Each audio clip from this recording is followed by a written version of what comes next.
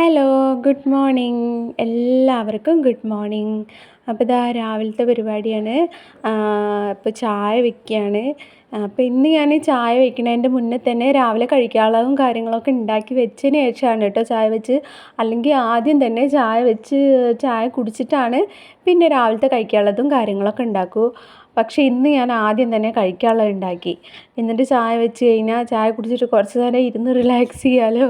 ഇല്ലെങ്കിൽ പിന്നെ ചായ കുടിക്കാനൊന്നും ഒഴിവുണ്ടാവില്ല. പണീൻ്റെ ഇടയിൽ അങ്ങനെ അതെടുത്ത് കുടിച്ചുകൊണ്ട് അങ്ങനെ കഴിക്കുക ചെയ്യുക.